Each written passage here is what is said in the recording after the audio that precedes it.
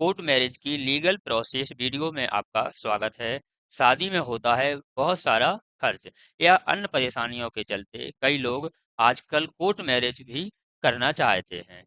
जैसे रिलीजन की वजह से, धर्म की वजह से, कास्ट की वजह से, कम्युनिस्ट की वजह से या तमाम सारे कारण हो सकते हैं। लोग प्रेफर करते हैं कि आखिर अगर कोई कोर्ट मैरिज हो जाए तो ढेर सारा पैसा बचेगा, साथ ही बचेगा कई लोगों के फिजूल खर्चे भी। और कई लोग पूरी ज़िंदगी इसकी तैयारी करते हैं। तो तमाम सारी बातें होती हैं, आखिर हम क्यों कोर्ट मैरिज को इतना महत्व देते हैं और क्यों है इतना ज़रूरी कोर्ट मैरिज? इसके लिए स्टेप क्या हैं? अगर आप कोर्ट मैरिज करना चाहते हैं, आपके घर के किसी भी सदस्य को यदि कोर्ट मैरिज करना है, तो आप किस प्रकार से कोर्ट मैरिज करेंगे?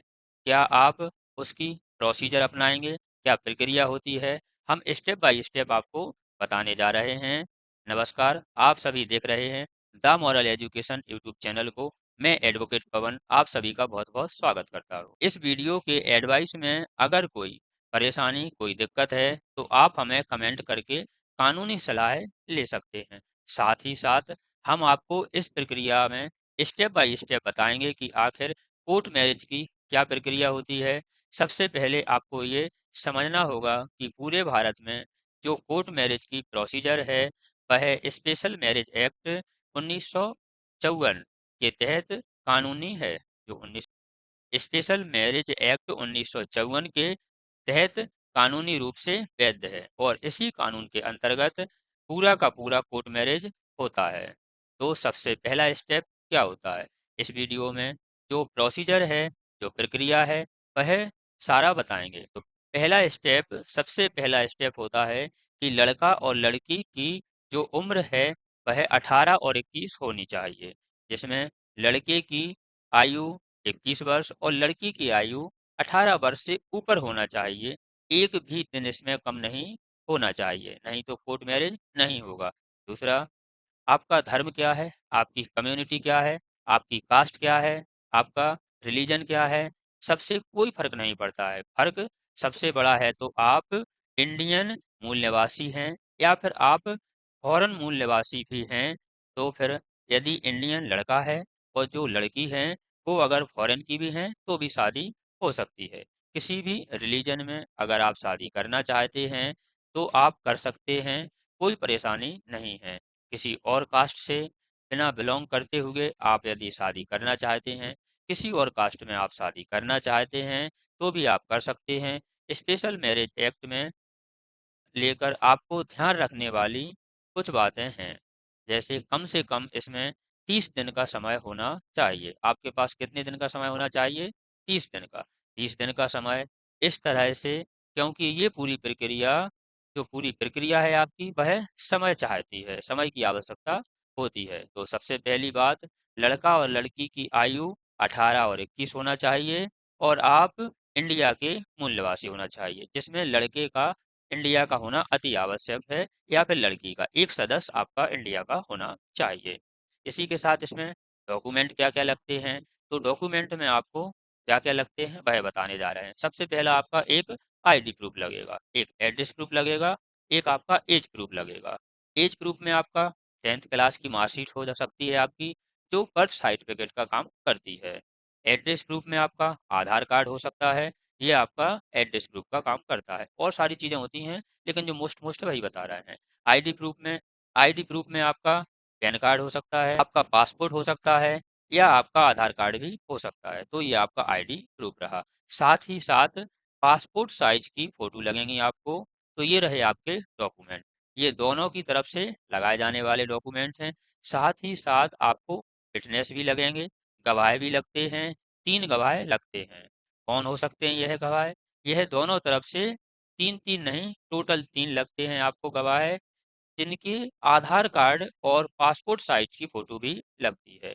और सबसे महत्वपूर्ण बात, इनकी उम्र 21 साल से अधिक होनी चाहिए, तब आप इनसे गवाही दिला सकते हैं। तो हमने आपको डॉक्यूमेंट बता दिए। तो जो कोर्ट की यानी कोर्ट मैरिज में जो कोर्ट की प्रोसेस है, जो आपकी कोर्ट की प्रोसेस है, उसे हम स्टेप बाय स्टेप बताने जा रहे हैं। एक ज़िले में एक मैरिज रजिस्टर्ड होता है, उसकी कई शाखाएँ हो सकती हैं। गवर्नमेंट इन्हें अपॉइंट करता है, अपॉइंटमेंट देता है, इन्हें खोलते हैं गवर्नमेंट। आपको मैरिज रजिस्टर्ड ऑफिस में जाना है और अगर आप मैरिज रजिस्टर्ड ऑफिस नहीं हैं, तो आप अपने कलेक्टेड ऑफिस में जाएँ, वहाँ पर पता करें कि भाई मैरिज रजिस्टर्ड ऑफिस कहाँ है, मैरिज की रजिस्ट्रेशन कहाँ पर होते हैं। और आपके पास ये ज्यूरिडिक्शन होता है, जहाँ मैरिज रजिस्टर्ड है तो वहीं पर स्पेशल मैरिज की प्रोसीजर भी होती है, या अलग से अगर ऑफिस बनाए जाते हैं तो आपकी उस ऑफिस में पूरी प्रोसेस होती है। जैसे मेट्रोपॉलिटन जो सिटियां हैं आपकी, मुंबई हो गई, दिल्ली, कोलकाता, चेन्नई, वहाँ पर ऑफिस अलग अलग बनाए जाते हैं, उनकी थोड़ी सी प्रोसेस अलग है। तो आप वहाँ पर जाएं और सबसे पहला काम वहाँ पर जाने के बाद सबसे पहला जो स्टेप होता है, सबसे पहला काम होता है, वह होता है नोटिस ऑफ मैरिज। मतलब यह है कि नोटिस सर्व किया जाता है कि आप शादी करना चाहते हैं। मैरिज रजिस्टर्ड में आप जानकारी देंगे कि आप शादी करना चाहते हैं। ऐसी एक सूचना देनी पड़ती है मैरिज रजिस्टर्ड में। यह कौन देगा? यह लड़का लड़की दोनों देंगे। मैरिज रजिस्टर्ड ऑफिस में सूचना देने के बाद जिस टाइम पर आप एप्लीकेशन भरते हैं, एप्लीकेशन फॉर्म भरते हैं या फिर टाइप करवाते हैं, वो आप भरेंगे। भरने के बाद में इस नोटिस पर पब्लिकेशन होगी। तो जो भी आप आवेदन देंगे, उस आवेदन के बेस पर आपको नोटिस पर पब्लिकेशन होता है। पब्लिकेशन का मतलब न्यूज़पेपर में, सारे मोहल्ले, गाँव में ऐसा नहीं होता है। मैरिज रजिस्टर्ड ऑफिस में ही एक नोटिस बोर्ड लगा होता है। उसी बोर्ड पर आपका नाम व पता लिखकर एक सूचना चिस्पा कर दी जाती है, लगा दी जाती है नोटिस बोर्ड पर, वहाँ पर फिक्स कर दी जाती है, जिसे हम पब्लिकेशन नोटिस बोर्ड बोलते हैं या पब्लिकेशन नोटिस कह सकते हैं। ये आपका दूसरा स्टेप हो गया। तीसरा स्टेप देखते हैं, नोटिस बोर्ड पर चिपकाए गए नोटिस, यदि आपको ऑब्जेक्शन है, यदि आपका जो नोटिस बोर्ड है वहाँ पर जो आपकी सूचना चिपकाई गई है और किसी को यदि ऑब्जेक्शन है, जैसे आपके घर वालों को, आपके रिश्तेदारों को, किसी पड़ोसी को हो सकता है या फिर किसी और को हो सकता है। अगर कोई ऑब्जेक्शन है आपकी शादी से, मैरिज से संबंधित, तो रिटर्न में आपको ऑब्जेक्शन मतलब मैरिज रजिस्टर्ड को ऑब्जेक्शन कर सकता है भाई। जैसे किसी की शादी हो गई है, ठीक है ना? तो उनको एग्जाम्पल एग्जाम्पल हम लेते हैं, मान लीजिए किसी की शादी हो गई है और वह दूसरी शादी करने के लिए पहुँच जाता है, ठीक है ना? तो उसकी वाइफ़ को होगा, ठीक है? सोसाइटी में किसी को होगा, पर्सनल ऑब्जेक्शन दे सकते हैं।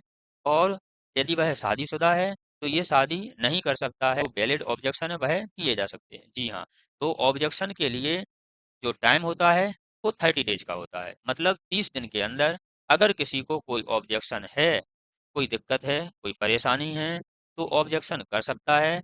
वहाँ पर मैरिज रजिस्टर्ड ऑफिस में जो चौथा स्टेप है, अगला स्टेप है, वह है आपकी डिक्लेरेशन बाय पार्टी।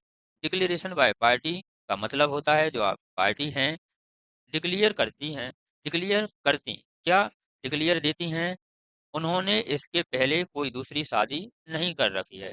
जो भी मैरिज रजिस्ट्रार देते हैं, वह भी अपना शपथ पत्र देते हैं। यह डिक्लेयर करते हैं कि उन दोनों ने पहले से दूसरी शादी नहीं कर रखी है। यदि हाँ, यदि उन्होंने शादी कर रखी है, तो उसका डिवोर्स की डिग्री जजमेंट देना होगा या फिर हस्बैंड या वाइफ का डेथ सर्टिफिकेट देना होगा।